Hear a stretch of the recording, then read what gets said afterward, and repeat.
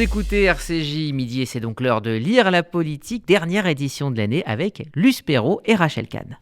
Merci Rudy. Donc oui, dernière émission de l'année, donc il fallait que j'invite quelqu'un qui représente absolument les idées qui me sont chères, les valeurs de la République, ce qui est pour moi primordial.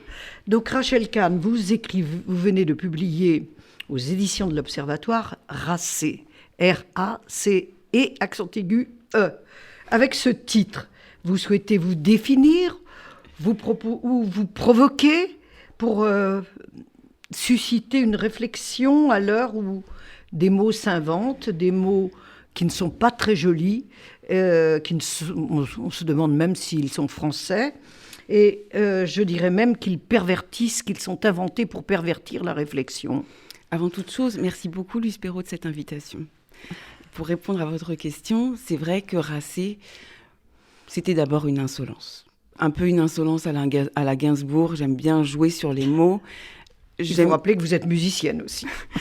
J'aime beaucoup aussi travailler avec l'humour. L'humour aujourd'hui qui est très entaché par la cancel culture, par les idéologies woke, on n'a plus le droit de rire. Et Racé, c'est un mot qui est peu utilisé, qui est un mot français, et donc je lui donne une troisième définition, le fait d'avoir plein de races en soi.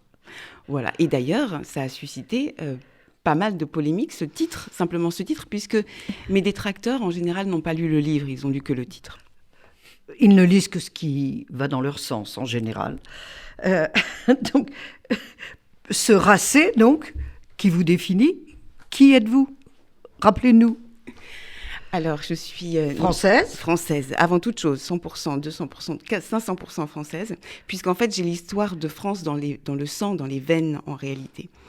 Même si je n'en ai pas une seule goutte, j'ai l'ensemble de l'histoire de France, une bonne partie de l'histoire de France dans les veines, avec la Shoah, la colonisation, les colonisations, puis l'immigration. Et je le dis à quelques reprises, j'ai déjà dit, c'est que je n'aurais pas pu naître ailleurs qu'en France, en réalité.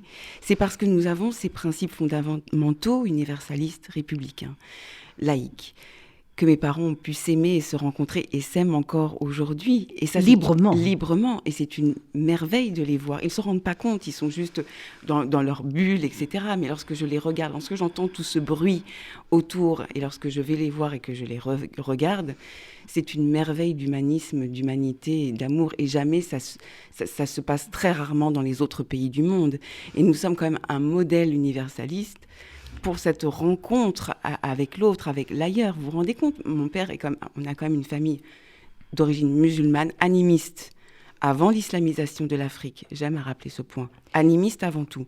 Ensuite, catholique, musulman. Donc il y a eu ces vagues en fait de religieuses en Afrique, et ensuite qui rencontre une ashkénaze ici et qui lui dit ensuite, moi mes enfants, je m'en fous de ce qu'ils peuvent apprendre, mais je veux qu'ils aient une connaissance religieuse. Et c'est comme ça que nous sommes allés, mon frère et moi, David, que je salue, au Talmud Torah. Alors, vous parlez justement de l'islamisation de l'Afrique. Il faut quand même rappeler, puisque nous sommes sur le plan de l'histoire, que c'est l'esclavage organisé par les Arabes musulmans d'Afrique du Nord qui a islamisé l'Afrique. Ce n'est pas la religion d'origine des Africains. Oui, absolument. Là aussi, oui, mais c'est quelque chose qu'on oublie beaucoup. Oui, tout à fait. On parlait tout à l'heure avec Rudy Saada de révisionnisme, de négationnisme, de cancel culture, et qui arrange en fait certaines personnes avec un fonds de commerce victimaire. Et effectivement, on le répète rarement, que cette islamisation de l'Afrique, l'esclavage en Afrique a commencé déjà dans un réseau inter-africain et notamment avec aussi les Arabes. Et ce qui se passe aujourd'hui, en Mauritanie, dans le Maghreb, en Libye, au Cameroun, au Nigeria, c'est aussi, on rejoue quelque chose de cette histoire-là, de ce drame-là, de ces crimes contre l'humanité-là. Je pense qu'il faut rappeler à ce propos le merveilleux roman de Maryse Condé, Ses goûts. Il doit se trouver en livre-poche ou en quarto. Il ne faut pas oublier, elle raconte cette histoire d'une manière merveilleuse. Tout à fait. Et c'est une créole, Oui. un mot que vous aimez beaucoup. Oui.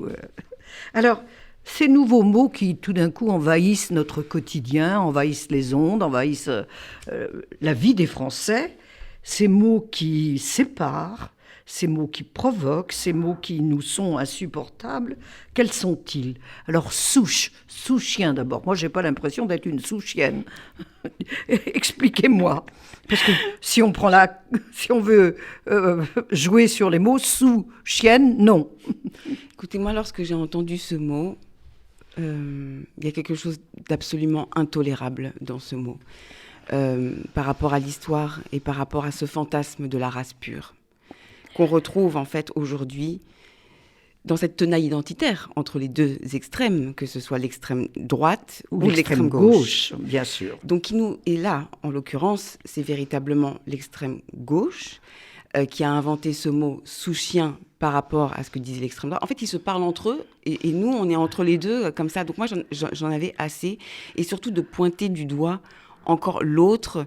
C'est du racisme à l'envers. Non, c'est du racisme. Tout court. Oui. Bien. Afrodescendant, qu'est-ce que ça veut dire? Ben là, de la même On est tous afrodescendants. C'est vrai. L'humanité a trouvé... Le berceau de l'humanité, c'est l'Afrique. Mais c'est surtout Donc que... vous, moi, Rudy, nous sommes tous afrodescendants. Oui, mais c'est surtout en plus que Lucie était la première mère juive de l'humanité. Il faut le rappeler quand même. Non. Alors, afrodescendance, là aussi où je voulais remettre le réel à sa place. C'est-à-dire que moi, je ne suis pas... Enfin, je suis afro-descendant comme l'ensemble de l'humanité, donc, mais je suis surtout fille de l'immigration. Un afro-descendant, les afro-descendants, ce sont notamment les Noirs qui C'est emprunté à l'histoire américaine. Exactement, ou à l'histoire des Antilles. On est afro-descendant lorsqu'on retourne en Afrique, on ne sait pas où aller en Afrique. Donc, en fait, il y a cet amalgame, justement, on ne dit pas d'amalgame, là, il y a un bel amalgame, entre eux, et qui révise l'histoire. On se dit afro-descendant alors qu'on est le fruit de l'immigration, pour mieux se victimiser et se faire croire que sa famille a vécu l'esclavage. Ce qui est totalement faux. Oui, c'est-à-dire que moi, lorsque je parle avec des Antillais, j'aurais honte de me dire je suis afrodescendante. Non, je ne suis pas afrodescendante. Vos parents ont choisi d'émigrer. Exactement. Ils ont choisi la France. Oui, et pas pour rien. Les quotas, qu'est-ce que ça veut dire les quotas maintenant? Les quotas, pareil, hein, ça nous vient. Tout ça, en fait, c'est vraiment une colonisation, et c'est très étrange que ce soit les dogmes qui se disent décoloniaux, qui nous colonisent avec toutes les histoires américaines, toute l'histoire américaine. Les quotas, en fait, l'histoire américaine, c'est une histoire qui est faite sur une ségrégation, donc en fait, qui poursuit... entre guillemets, une ségrégation positive, je fais exprès, on parle de discrimination positive, mais là c'est une ségrégation positive, on va utiliser des quotas, donc il va falloir avoir un pourcentage de noirs, de juifs, de musulmans, de trucs, et machin, etc. Sauf que c'est complètement contradictoire avec nos principes fondamentaux, universalistes, et surtout avec nos vies de Français qui sont profondément mélangées. Moi, si les quotas existent, je suis présidente de la République, très chère Luce. Non, mais c'est vrai, c'est-à-dire que s'il faut mettre à la tête de l'État une musulmane, juive, noire, blanche... Ah, vous êtes... Je pense que là... Toutes les cases. Ouais, génial. Vous les cochez toutes, Alors là. écoutez, voilà, j'y vais, je cours. Donc, non, mais c'est absolument ridicule. On est tous profondément mélangés. Et surtout, le quota ne fait pas avec l'existence. Le quota est essentialiste. Exactement. Voilà, donc en fait, on pourrait naître le matin. Le quota n'est pas là, en fait, pour révéler vos compétences. Vous naissez le matin tel que vous êtes et vous allez... demander le droit à avoir tel poste au nom du quota et de la cause qui va avec. C'est le même problème que l'émancipation des femmes. Oui, absolument. C'est la même chose. Alors, vous évoquez tous ces mots, mais il y en a aussi tels que islamo-gauchisme. Alors, ça veut dire quoi? Et ça représente quoi pour vous? Communautarisme, tout ça, oui. on nous rebat la tête avec oui, alors que moi... ces mots qui ne correspondent à pas grand-chose. Exactement. En fait, pour moi, il y a peut-être que là, je vais être très tranchante, mais parce qu'on est quand même dans une période de crise, on est dans une période, on va pas se mentir, de guerre culturelle sur nos fondamentaux, où on a presque honte de revendiquer ce qui est écrit dans la Constitution. C'est quand même assez aberrant. C'est-à-dire que lorsque vous écrivez un livre qui reprend les principes constitutionnels, la Déclaration universelle des droits de l'homme, vous êtes traité de traître. Alors c'est un peu le monde à l'envers. Voilà, moi, tous ces mots-là, finalement, tous ceux qui ne sont pas en phase avec notre socle commun, notre humanité commune, moi, je considère que il faut les redresser. Et il faut leur dire non, c'est bien vous, en fait, qui n'êtes pas en phase avec notre réalité française. Oui, mais quand ce sont des élus qui emploient ces mots... mais ça, c'est très grave. La Constitution dit la République est une et indivisible. Bien sûr. Non, mais ça, c'est extrême. Moi, je trouve qu'il faut des sanctions. Il faut remettre, désolée, mais là, on a besoin un peu d'ordre. Et pour ces choses-là, comme pour le racisme au sein des stades, où on entend des cris, dès qu'il y a des cris de singe dans les stades, il faut arrêter le match et on s'en fout des données économiques ou des cris homophobes ou je ne sais quoi. On arrête le match et tant pis pour les sponsors et les machins. Là, c'est la même chose. C'est-à-dire que lorsque en plus, les élus, nos représentants, la voix du peuple, c'est-à-dire que notre voix, ça, c'est quelque chose qui me fait mal parce que c'est d'un danger extrême. Mais est-ce que vous pensez que les Français ont conscience de ce que c'est une aberration que ces mots, qui ne viennent pas de notre histoire, qui ne viennent pas de nos traditions, qui ne correspondent à aucune de nos valeurs, soient devenus comme ça, on en parle tous les jours, et même donc les représentants, ceux qui sont censés représenter le peuple français dans le temple de la démocratie. Oui, mais vous avez vu quand même les résultats des élections. Je sais bien que les élus ont été reconduits, etc. Mais sur les fondamentaux, les gens ne sont pas dupes. Les gens en ont marre. Les gens sont fatigués, en ont assez. On a vécu une période avec le Covid extrêmement douloureuse. On a perdu des gens. Les gens, franchement, enfin, je m'inclus dans les gens. Hein, c'est pas. On en a assez de ces choses qu'on ne comprend pas. Et surtout, on en a assez de ne pas avoir la maîtrise de notre propre récit, à mon sens. Là, on nous impose quelque chose qui ne nous parle pas et qui fait le jeu de personnes qui ne travaillent pas. C'est-à-dire que c'est facile, en fait, de dérouler un dogme avec toujours... Mais c'est vrai, on ne bosse pas. On ne va pas réfléchir à une pensée. Moi, j'ai essayé, avec ce livre, d'aller vers autre chose, de me déplacer, d'aller vers l'indicible. Là, les journalistes, les élus, s'ils répètent toujours les mêmes mots comme des perroquets, c'est qu'ils ne travaillent pas leur sujet. Il faut remettre le travail au centre de la pensée. On est quand même un pays des Lumières. Oui, mais est-ce que la réflexion sur ce qu'est la société française, sur son avenir, vient des élus ou doit venir du peuple On a l'impression que là, il y a un divorce. Moi, je ne crois pas. Et c'est peut-être ce qui nourrit l'abstention. En fait, c'est que je pense que les élus aujourd'hui ont peur du peuple.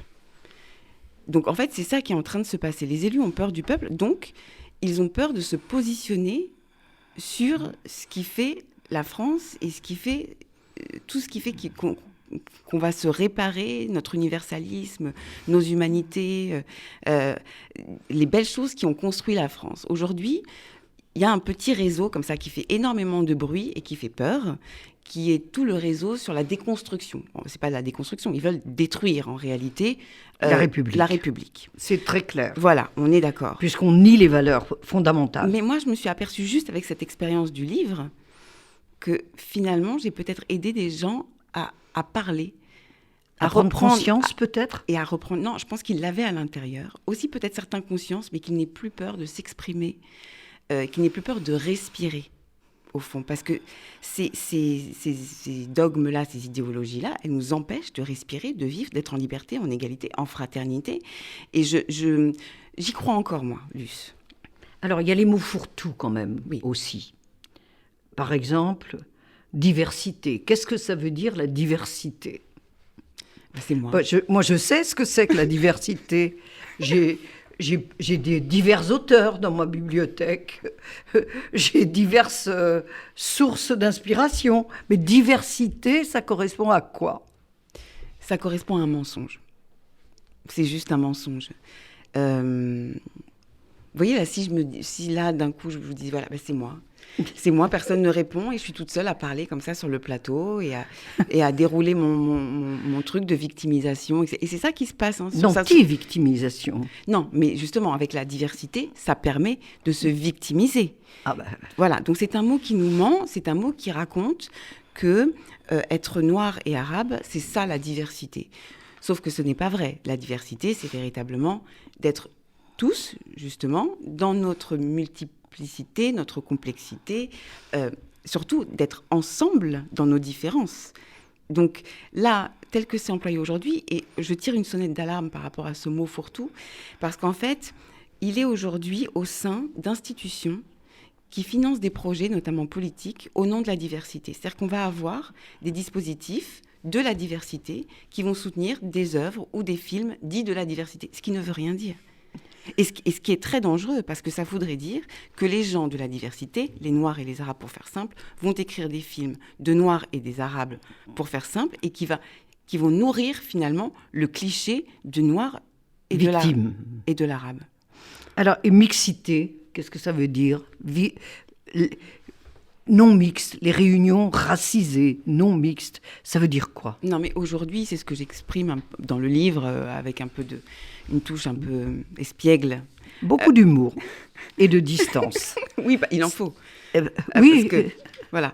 La mixité, c'est pareil aujourd'hui. C'est-à-dire qu'on ne sait plus du tout sur quoi porte la notion de mixité. Avant, c'était les écoles mixtes, garçons et filles. Voilà, c'est ça. Voilà, c'était le genre. C'est ça. Aujourd'hui, un mariage mixte, est-ce que c'est un mariage entre un homme et une femme, ou est-ce que c'est un mariage entre un homme, je sais pas, blanc et une femme noire? Qu'est-ce que c'est? En fait, on ne sait absolument plus. Et par rapport à cette notion de réunion en non-mixité, ça c'est un gag. Enfin, c'est un gag.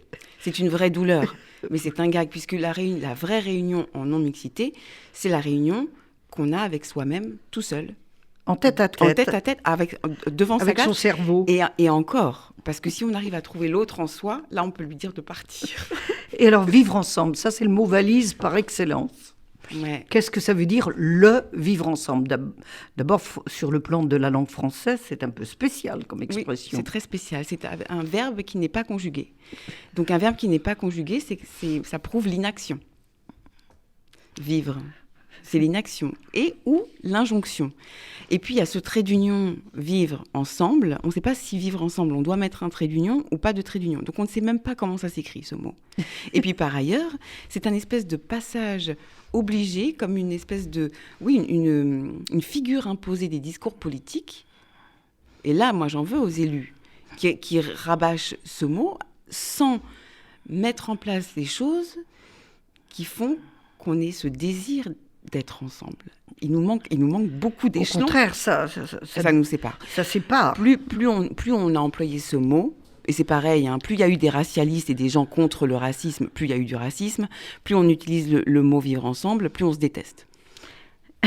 Alors, est-ce que vous approuvez, par exemple, Rachel Kahn, parce que ça illustre assez votre propos, la position de l'ancien Premier ministre socialiste Manuel Valls, qui a appelé à voter pour Valérie Pécresse contre Audrey Pulvar, candidate du PS en Île-de-France, parce qu'il n'approuve pas les réunions non mixtes de racisés qu'elle défend. Oui, tout à fait. Déjà, je tiens à remercier Manuel Valls, puisque je crois qu'il était au micro de Rudy Saada lorsqu'il a affirmé son soutien. Et c'était à une période assez douloureuse pour moi, puisque avec ce livre, j'ai quand même été... j'ai eu le droit à un véritable lynchage qui a été extrêmement complexe. Et Manuel Valls a été un des premiers, en fait, à prendre la parole et à me soutenir. Et je tiens vraiment à le remercier, du fond du cœur, parce qu'ils étaient peu à prendre la parole et à s'engager dans ce sens-là. Ensuite, il y a eu Manuel Valls, et puis il y a aussi mon ancien président Jean-Paul Huchon, dont j'étais la collaboratrice, conseillère culture. Je vois qu'on se retrouve quand même sur nos fondamentaux, et ça fait plaisir pour les gens qui pensent que j'ai retourné ma veste il y a 3 semaines pour écrire ce livre, alors même que depuis 2014 c'est le cas, et mon engagement auprès de Jean-Paul Huchon aussi, et ma liberté auprès de Jean-Paul Huchon aussi, c'était vraiment de soutenir, notamment sur la culture, tous les artistes, d'être vraiment en prise avec la République et la poétique de la République, la poétique politique. Et moi, je salue Manuel Valls parce qu'il reste Il n'a pas peur d'être fidèle à lui-même. Alors, être fidèle à ses convictions, c'est plus important que d'être fidèle à son parti ? Bien sûr. Évidemment. C'est-à-dire que si votre parti vous dit... Vous savez, quand on est à l'école, il y a toujours votre maman juive ou votre maman qui vous dit... donc en fait, si Rudy Saada te dit de te jeter par la fenêtre, toi, tu vas y aller. Bah, le parti politique, c'est pareil. Alors, vous évoquez beaucoup Romain Gary et Édouard Glissant dans ce livre, qui sont deux très grands auteurs de langue française. Qui ne viennent pas du tout, sont eux aussi racés, R-A-C-E-S, comme vous. Qu'est-ce qu'ils vous ont apporté ? Alors attendez, juste, est-ce qu'on peut revenir à la question juste avant par rapport au parti politique ? Oui, bien sûr. Pardon, c'est juste que là, c'est Manuel Valls qui est fidèle à son parti politique et à ses convictions. C'est-à-dire qu'en réalité, à gauche, la gauche n'assume plus ses fondamentaux. C'est la gauche qui se renie. C'est la gauche qui se renie. Donc là, c'est encore autre chose. C'est-à-dire qu'on a eu une autre candidate qui n'est plus du tout sur les fondamentaux de la gauche. En tous les cas, du Parti socialiste. Exactement. Refondé par François Mitterrand. Voilà. Et puis Rudy Saada ne m'a pas du tout demandé de me jeter par la fenêtre, alors tout va très bien. Est-ce parce qu'il était rocardien ? On ne sait pas. Je garde ma réserve. Ma réserve. On laisse le point d'interrogation, mais j'ai très très bien compris votre position, Rachel Kahn. Alors justement, on revient à Romain Gary et à Édouard Glissant. Qu'est-ce qu'ils vous ont apporté ? Énormément de choses. Déjà, ils m'ont éclairé sur ce que les artistes et les auteurs pouvaient nous offrir dans l'indicible et cette richesse immatérielle. Aujourd'hui, on ne va pas se mentir, on est quand même dominé par l'économie, le buzz, le bruit, le matériel. Et en fait, des personnalités, des artistes comme Édouard Glissant et Romain Gary, c'est remettre la valeur là où elle doit être, la valeur des mots, la valeur de la pensée, d'aller nous offrir dans leur réflexion, dans leur humour aussi, des choses qu'on n'a pas forcément à l'esprit. Et c'est ça le rôle d'un artiste, en fait. L'artiste n'est pas là pour vous dire... l'artiste n'est pas là pour compter les noirs dans la salle. On sait le faire. L'artiste est là pour vous montrer un chemin qui ne serait pas évident pour tout le monde. Et Romain Gary, et notamment sur ces questions d'identité, avec ces changements perpétuels, cette réinvention perpétuelle, à la fois en tant que personne, mais aussi dans l'écriture, d'arriver à s'oublier lui-même, oublier son identité pour être une signature nouvelle. Mais ça, je trouve ça merveilleux, cette liberté. Voilà. Donc ça un exemple de liberté. Un exemple de liberté et un exemple de personnalité non assignable pour Romain Gary. Et pour Édouard Glissant, c'est sa pensée philosophique, archipélique, sa pensée de la relation avec des identités qui s'ouvrent au monde, que je trouve magnifique. Alors, la place de l'histoire de France. On parlait de l'histoire. La place de l'histoire de France dans votre histoire personnelle. Elle est majeure. Elle est majeure. Elle m'a été transmise. Ce qui était beau, c'est qu'elle m'a été transmise par mon père, qui n'est pas né en France. Et c'est ça qui est joli. Et même la langue française, c'est mon père qui me l'a apprise. Surtout, alors même que ce n'est pas sa langue maternelle. Et en fait, la langue française est pour moi ma langue maternelle, mais surtout paternelle. Bien sûr. Voilà. Et c'est fondamental parce qu'on dit, et notamment avec les jeux de mots, mais c'est parce qu'en fait, il y avait beaucoup de langues. Enfin, je mêle l'histoire avec la langue, parce que pour moi, la langue française imprègne l'inconscient et imprègne énormément de choses de la personnalité. Lorsque vous êtes à table, par exemple, et que vous êtes enfant, et que vous avez un accent yiddish qui parle avec un accent gambien, et des accents français, des accents un peu franchouillards, ça marque votre esprit. Bien évidemment. Et ce sont des fréquences de langage qui sont différentes, et pourtant, ça se finit par un rire dans une harmonie. Et en fait, pour moi, la France, c'est ça, en fait. C'est ces histoires-là. Alors, est-ce que ce livre est en quelque sorte pour vous et pour nous tous, une réponse à cette fameuse cancel culture importée des États-Unis et qui ne correspond à rien de notre histoire, de français, sous chien ou pas, à notre histoire de France, telle qu'on nous l'a enseignée, et à nos valeurs, c'est nos traditions. Oui, mais c'est surtout un livre d'amour à la France. Un livre d'amour à la France, un livre d'amour à la République. Et en fait, je voulais commencer par renvoyer cet amour à la République pour leur répondre à ces personnes-là qui vont nulle part. La République qui émancipe, n'oublions pas. Mais évidemment, qui émancipe et qui me permet d'écrire cela. Aujourd'hui, je sais que parce que j'ai des positions en liberté, d'amour de la République, d'amour du dépassement, je sais qu'on veut me couper, je sais qu'on ne veut pas que je joue dans certaines pièces, on ne veut pas jouer avec moi. C'est-à-dire, donc là, on est dans un micro-régime dictatorial. C'est Staline, c'est-à-dire... et moi, je m'en fous, en fait. Staline qui se sert de l'histoire américaine, c'est génial. C'est génial, mais c'est exactement ça. C'est exactement ça. Au nom de cette victimisation, derrière, il y a aussi, effectivement, un business impérialiste, avec de l'économie derrière, avec des marques derrière. Et de l'argent soutiré à l'État. Totalement. Mais moi, avec ce livre, effectivement, je voulais répondre, mais répondre à ma manière, répondre en tant que républicaine. Est-ce que vous feriez vôtre cette phrase de René Gary que Manuel Valls, justement, a mis en exergue de son livre « Je n'ai pas une goutte de sang français, mais la France coule dans mes veines ». Oui. Et puis je la compléterai avec « On est tous des additionnés » de Romain Gary.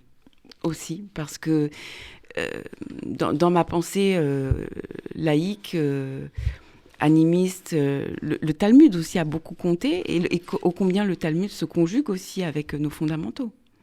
Et aussi avec la lutte, cette lutte pour l'émancipation.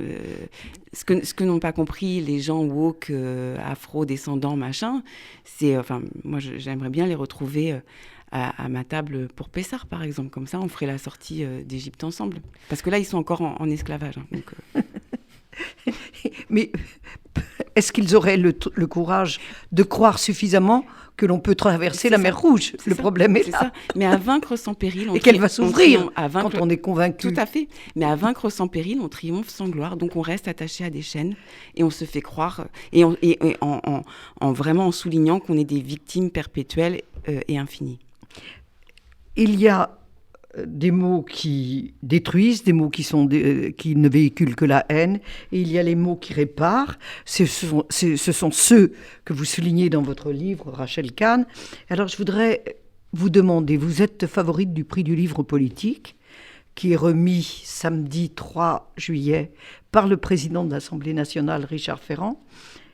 Si vous avez ce prix, à qui auriez-vous envie de le dédier ? Ouh là là, mais vous me posez une sacrée colle. Est-ce que je n'ose même pas y penser tellement cette reconnaissance m'honorerait, me bouleverserait pour mille raisons.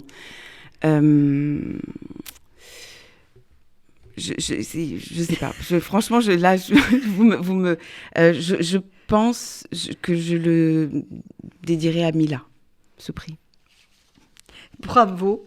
Merci Rachel Kahn. Merci à vous. Je rappelle le titre de votre ouvrage, Racé. C'est aux éditions de l'Observatoire. Et si vous ne voulez pas rester idiot, lisez-le.